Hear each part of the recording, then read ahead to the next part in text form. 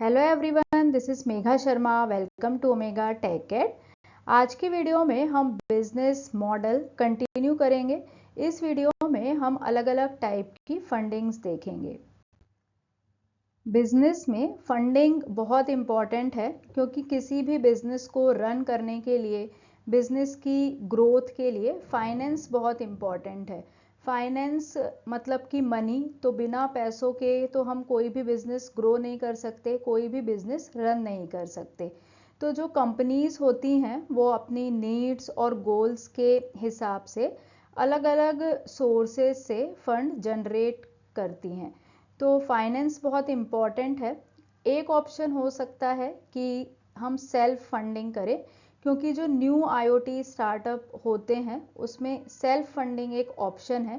अगर ओनर के पास enough saving है, अगर उनके पास अपने पैसे हैं, तो वो सेल्फ फंडिंग कर सकते हैं। इससे रिस्क भी होता है, क्योंकि अगर हमारा बिजनेस फेल हो गया या बिजनेस में लॉस हो गया तो ओनर को लॉस हो जाएगा। लेकिन अगर अपनी मनी है तो लोन लेने की ज़रूरत नहीं पड़ती, इन्वेस्टर्स की ज़रूरत नहीं पड़ती। एक इसमें रिस्क रहता है कि अगर बिजनेस फेल हो गया तो हमें लॉस होगा, लेकिन अगर हमारे पास इनफ मनी है, एक्स्ट्रा फंड है उस लॉस को कवर करने के लिए, तो हम सेल्फ फंडिंग कर सकते हैं। सेल्फ फंडिंग का मतलब होता है अपनी मनी, अपनी सेविंग यूज़ करना। नेक्स्ट है hobby projects and open source. अगर हमारा प्रोजेक्ट हमारी हॉबी भी है तो हो सकता है कि ये हमें ज़्यादा कॉस्टली ना लगे, क्योंकि ये हॉबी है हमारी और हमें इसमें इंटरेस्ट है, तो हम फ्री टाइम में इसे कर सकते हैं। तो हॉबी प्रोजेक्ट जो होते हैं वो हमें ज़्यादा कॉस्टली नहीं लगते हैं, क्योंकि हम फ्री टाइम में उसे करते हैं। लेकिन इसे सक्सेसफुल बनाने के लिए, कोई भी बिजनेस हो, कोई भी प्रोजेक्ट हो, उसे सक्सेसफुल बनाने के लिए हमें उसे एक्स्ट्रा टाइम देना पड़ेगा और उस पर ज़्यादा काम करना पड़ेगा। तो बेटर है कि जो हॉबी प्रोजेक्ट है हम उसे सबके साथ शेयर करें, हम उसे ओपन सोर्स बनाएं।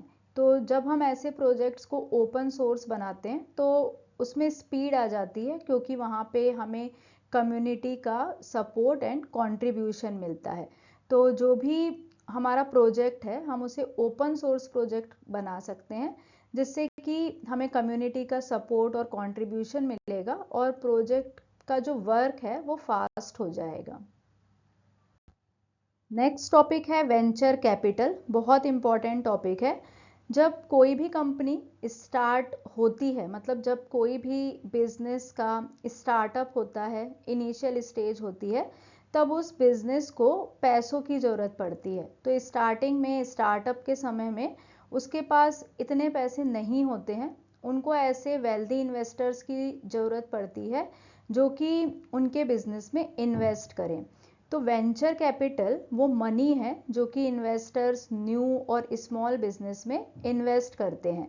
ये जो बिजनेस होते हैं ये छोटे बिजनेस होते हैं, इनिशियली अपनी अर्ली स्टेजेस में उतना प्रॉफिट अर्न नहीं कर पाते हैं, लेकिन इन्वेस्टर्स को इन बिजनेस में पोटेंशियल दिखता है। उनको लगता है कि बिजनेस क्विकली ग्रो कर सकता है, तो वो इन बिजनेस में इन्वेस्ट करते हैं और इन इन्वेस्टर्स का बिजनेस में शेयर होता है। तो ये जो इन्वेस्टमेंट होता है ये हाई रिस्क इन्वेस्टमेंट होता है, क्योंकि अगर बिजनेस फेल हो गया, क्योंकि मोस्टली बहुत सारे बिजनेस फेल हो जाते हैं, तो अगर बिजनेस फेल हो गया तो जो भी इन्वेस्टर्स हैं उनको भी लॉस होगा। ये जो इन्वेस्टर्स होते हैं ये कंपनी का पार्ट होते हैं, इनके कंपनी में शेयर होते हैं। तो इन्होंने कंपनी में जो भी इन्वेस्टमेंट किया है ये कंपनी का पार्ट बन जाते हैं। तो अगर बिजनेस ग्रो करेगा तो इनको प्रॉफिट होगा, और अगर बिजनेस फेल हो जाता है तो इनको लॉस होगा। Features of venture capital. First है हाई रिस्क। इसमें हाई रिस्क होता है क्योंकि स्टार्टअप फेल हो सकता है, और अगर स्टार्टअप फेल होता है तो इन्वेस्टर को लॉस होगा। Lack of liquidity. इसमें इन्वेस्टर जो भी इन्वेस्टमेंट करते हैं उसे वो इजीली कैश में कन्वर्ट नहीं कर सकते। Long term horizon. इसमें इन्वेस्टर जो है वो कई सालों बाद रिटर्न का एक्सपेक्ट करते हैं, क्योंकि यहाँ पे जो भी मनी इन्वेस्टर इन्वेस्ट करते हैं उन्हें स्टार्टिंग में ही प्रॉफिट नहीं होता, कई सालों बाद उनको रिटर्न का एक्सपेक्टेशन रहता है। इक्विटी पार्टिसिपेशन, इन्वेस्टर्स जो होते हैं उनकी ओनरशिप होती है। अभी हमने डिस्कस किया था कि यहाँ पे जो इन्वेस्टर होते हैं उनका कंपनी में शेयर होता है, मीन्स वो पार्ट ऑफ कंपनी होते हैं। कैपिटल गेन्स, इन्वेस्टर्स का जो एम होता है वो होता है कि कंपनी ग्रो करे, सक्सेस करे, जिससे कि वो प्रॉफिट अर्न कर पाए। Innovation focus, venture capital generally वहाँ पे इन्वेस्ट होता है जहाँ पे इनोवेटिव प्रोजेक्ट्स हों, ग्राउंड ब्रेकिंग प्रोजेक्ट्स हों, ऐसी जगह पे ही इन्वेस्टर इन्वेस्ट करेंगे जहाँ पे उन्हें रिटर्न की एक्सपेक्टेशन हो। एक्टिव इन्वॉल्वमेंट, इन्वेस्टर्स जो होते हैं वो कंपनी को गाइड करते हैं, क्योंकि इन्वेस्टर्स का पैसा लगा होता है, वो कंपनी का पार्ट होते हैं, तो वो जो होते हैं वो कंपनी को हेल्प करते हैं, उनको गाइड करते हैं कि किस तरीके से कंपनी की ग्रोथ हो।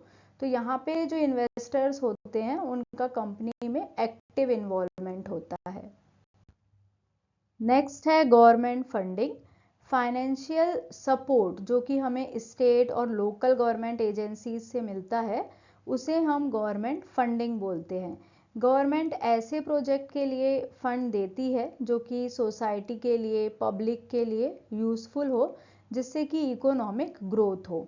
गवर्नमेंट ग्रांट जो है वो गवर्नमेंट फंडिंग में आता है, लेकिन सभी गवर्नमेंट फंडिंग गवर्नमेंट ग्रांट नहीं होती है।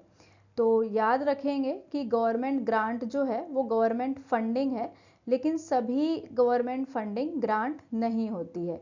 डिफरेंस ये है कि अगर गवर्नमेंट ग्रांट है तो हमें रीपेमेंट नहीं करनी पड़ती है, मतलब जैसे हम लोन लेते हैं तो हमें उसे रीपे करना होता है, लेकिन गवर्नमेंट ग्रांट अगर है तो हमें उसे रीपेमेंट नहीं करना पड़ता है। तो गवर्नमेंट हमें उसी प्रोजेक्ट के लिए ग्रांट देगी जिससे पब्लिक का फ़ायदा हो, जो कि पब्लिक के लिए यूज़फुल हो, जैसे कि health care, education, technology, environmental protection और इकोनॉमिक डेवलपमेंट।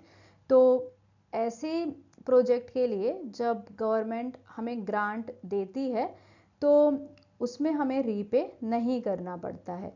इसमें हम देख सकते हैं कि 2 की एट्रीब्यूट्स होते हैं। पहला है आउटपुट, मतलब कि हमें प्रूव करना होता है कि हमारा जो प्रोजेक्ट है वो गवर्नमेंट के गोल से मीट करेगा, मतलब हमें टाइम टाइम पे रिपोर्ट देनी पड़ती है, जो हमारे माइलस्टोन हैं वो हमें प्रोवाइड करने पड़ते हैं, क्योंकि अगर हमें गवर्नमेंट से फंड मिल रहा है तो हमें ये प्रूव करना पड़ेगा कि गवर्नमेंट के जो गोल्स हैं वो हमारे प्रोजेक्ट से मीट हो रहे हैं या नहीं।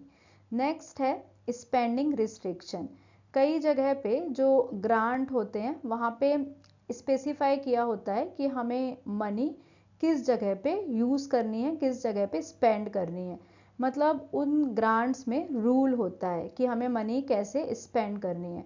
तो ये जो रूल्स होते हैं, ये जो कंस्ट्रेंट होते हैं, ये हेल्पफुल होते हैं। फॉर एग्ज़ाम्पल, जैसे अगर हमें बोला गया है कि हमें वेब डेवलपमेंट में खर्च करना है तो हमें उस कंस्ट्रेंट का ध्यान रखना होगा। तो इस तरीके से 2 चीज़ें यहाँ पे होती हैं, एक तो होता है आउटपुट और एक होता है स्पेंडिंग रिस्ट्रिक्शंस। आउटपुट का मतलब ये हुआ कि हमारा जो प्रोजेक्ट है वो गवर्नमेंट के गोल से मीट करना चाहिए, इसके लिए हमें टाइम टाइम पे रिपोर्ट्स और माइलस्टोन्स देना होगा। और सेकंड होता है स्पेंडिंग रिस्ट्रिक्शंस, मतलब हमारे पास कुछ रिस्ट्रिक्शंस होते हैं, कुछ रूल्स होते हैं, उनके अकॉर्डिंग ही हम गवर्नमेंट फंड का यूज़ कर सकते हैं। नेक्स्ट टॉपिक है crowd funding versus crowd sourcing. Crowd sourcing का टॉपिक यूनिट 5 में भी है, दोनों में डिफरेंस देख लेते हैं। Crowd funding versus crowd sourcing. Crowd funding का जो मेन पर्पस होता है वो फंड रेज करना होता है, मतलब कि जब हमें लोगों से मनी कलेक्ट करना है, मनी इकट्ठा करना है, तब हम क्राउड फंडिंग करते हैं। और जब हमें लोगों से इंफॉर्मेशन, स्किल इकट्ठा करना है, तब हम क्राउड सोर्सिंग करते हैं। तो क्राउड फंडिंग का मेन पर्पस मनी रेज करना है, जबकि क्राउड सोर्सिंग का मेन पर्पस स्किल और इंफॉर्मेशन गैदर करना है। क्राउड फंडिंग के एग्जाम्पल हैं Kickstarter, Wishberry, Milaap. Crowd sourcing के एग्जाम्पल हैं Wikipedia, Facebook polls, GitHub. Crowd funding में मेन फोकस हमारा होता है फंड रेजिंग में, मतलब अगर हमारा कोई प्रोजेक्ट है, कोई कॉज है, कोई बिजनेस है जिसके लिए हमें फंड रेज करना है तो हम क्राउड फंडिंग करते हैं। जबकि क्राउड सोर्सिंग में हमारा जो मेन फोकस है वो प्रॉब्लम सॉल्विंग में होता है। तो अगर हमें कोई प्रॉब्लम सॉल्व करनी है, डेटा कलेक्ट करना है, तब हम क्राउड सोर्सिंग का यूज़ करते हैं। इसके टाइप्स होते हैं donation based, reward based, equity based. और क्राउड सोर्सिंग के टाइप्स हैं surveys, idea generation, development task, creative work. Crowd funding में जो फंड है वो हमें मिलता है जिससे कि हम अपना स्पेसिफिक प्रोजेक्ट कंप्लीट कर सकते हैं, किसी कॉज के लिए हम फंड रेज कर सकते हैं, ये बेनिफिट है। और क्राउड सोर्सिंग का जो मेन बेनिफिट है वो है कि हम नॉलेज इकट्ठा करते हैं और कलेक्टिव नॉलेज से हम अपने गोल्स को अचीव कर सकते हैं। तो यहाँ पे हम नॉलेज और स्किल गैदर करते हैं, और जबकि क्राउड फंडिंग में हम मनी इकट्ठा करते हैं, फंड इकट्ठा करते हैं। रिवॉर्ड्स देख लेते हैं। क्राउड फंडिंग में जो डोनर हैं उनको रिवॉर्ड्स मिल सकते हैं, प्रोडक्ट्स और इक्विटी मिल सकती है रिटर्न में।